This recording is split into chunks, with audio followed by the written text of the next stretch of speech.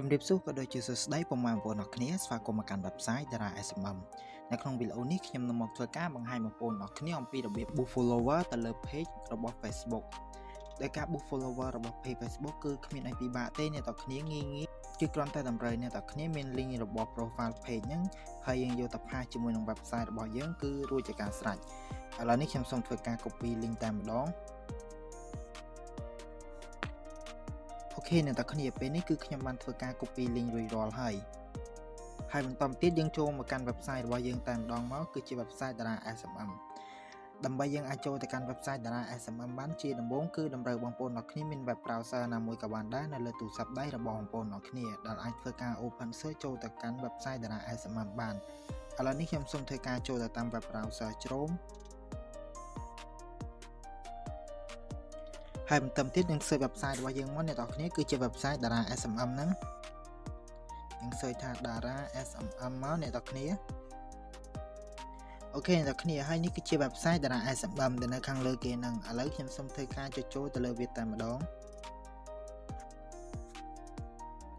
អូខេអ្នកនរគ្នានេះគឺជា dashboard របស់ website Dara SMM ដែលខ្ញុំបានធ្វើការ login ចូលក៏ដូចជាដាក់លុយចូលរួចរាល់ហើយសម្រាប់បងប្អូនណាដែលមកថ្មីដែលមិនទាន់ចេះពីរបៀប login ចូលក៏ដូចជាពីរបៀបដាក់លុយចូលមកកាន់ website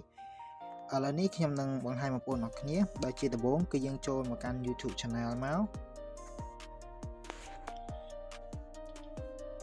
ដោយជាដំបូងគឺអ្នកនរគ្នាចូលមកកន្លែង search ហ្នឹងមកហើយបន្តទៀតយើង search website របស់យើងមកគឺជា website Dara SMM ហ្នឹង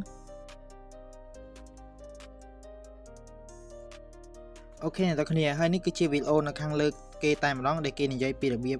ចុះឈ្មោះក៏ដូចជាពីរបៀបដាក់លុយចូលមកកាន់ website ហើយនឹងមានវីដេអូជាច្រើនទៀតពុកម៉ែបងប្អូនអរគ្នាដែលពួកខ្ញុំនឹងធ្វើការ post ជារៀងរាល់ថ្ងៃឥ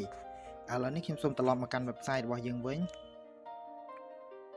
អូខេអ្នកគ្នាដើម្បីយើងអាចធ្វើការ boost follower ទៅលើ page របស់ Facebook បានជាដំបូងគឺយើងចុចទៅលើ shortcut ឬក៏ logo របស់ Facebook មកដើម្បីយើងជ្រើសរើសតែសេវាកម្មរបស់ Facebook ទេហើយបន្តមកទៀតអ្នកនរគ្នា scroll ដល់មកខាងក្រោមបន្តិចមកអ្នកនរគ្នាមើលកន្លែង category គឺជាប្រភេទរបស់វាអ្នកនរគ្នា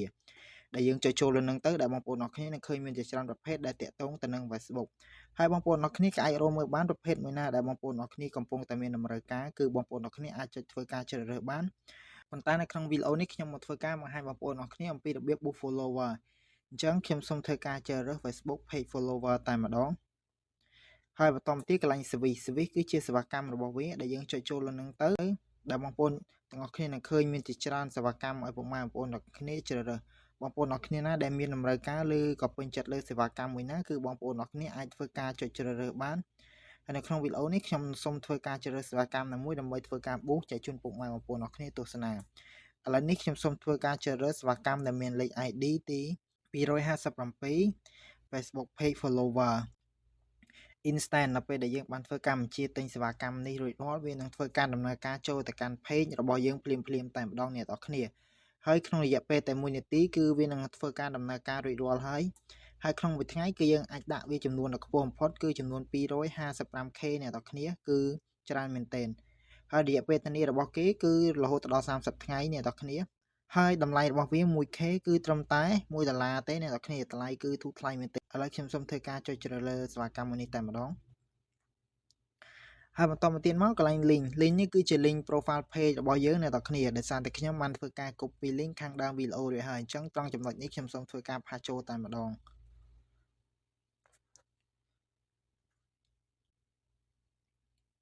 ហើយបន្តមកទៀតមកអ្នកនរគ្នាកន្លែង quantity ហ្នឹងគឺជាចំនួនដែលយើងត្រូវធ្វើការបញ្ជាទិញហ្នឹងអ្នកនរគ្នាដែលគេអនុញ្ញាតឲ្យអ្នកនរគ្នាបញ្ជាទិញបានពីចំនួនតូចបំផុតពីចំនួន10រហូតដល់ចំនួន200,000ចន្លោះហ្នឹងបងប្អូនអរគ្នាមានតម្រូវការប៉ុណ្ណាគឺបងប្អូនអរគ្នាអាចសរសេរដាក់ចូលមកប៉ុណ្ណឹងមកឥឡូវនេះខ្ញុំសូមបង្ហាញបងប្អូនអរគ្នាដាក់ចំនួនតែ500ទេ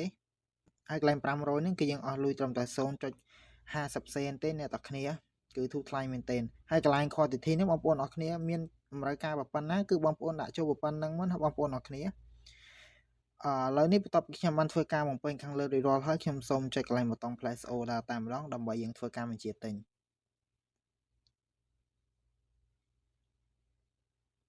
អូខេអ្នកគ្នាពេលនេះគឺខ្ញុំបានធ្វើការបញ្ជាទិញជោគជ័យហើយនៅពេលដែលធ្វើការបញ្ជាទិញជោគជ័យគេនឹងចេញទម្រង់បែបនេះឲ្យយើងហើយនេះគឺជាវិក័យប័ត្រសម្រាប់ឲ្យយើងផ្ទៀងផ្ទាត់ដូចជាលេខ ID, CV, follower អីចឹងទៅបងប្អូនអរគ្នា ហើយមួយវិញទៀតសម្រាប់បងប្អូនណាដែលចង់តាមដានសេវាកម្មដែលយើងបានធ្វើកម្មវិធីទិញជោគជ័យគឺបងប្អូនអរគ្នាអាចចុចកន្លែងខាងក្រោមនេះបានកន្លែង order ហ្នឹងឬក៏ចុចកន្លែងជ្រុងខាងលើហ្នឹងមកកន្លែងត្រី3ហើយយើងរកពាក្យថា order មកអ្នកនរគ្នា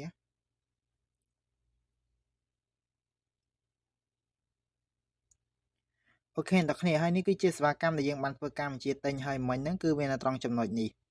អូខេអ្នកនរគ្នាពេលនេះវីដេអូរបស់ខ្ញុំក៏ដល់ទីបញ្ចប់ហើយបើសិនជាមានចម្ងល់តាណាដែលមិនទាន់ច្បាស់អ្នកនរគ្នាក៏អាចមើលវីដេអូនេះសារឡើងវិញបានអរគុណអ្នកនរគ្នាសម្រាប់ការទស្សនាវីដេអូមួយនេះជួបគ្នាក្នុងវីដេអូក្រោយ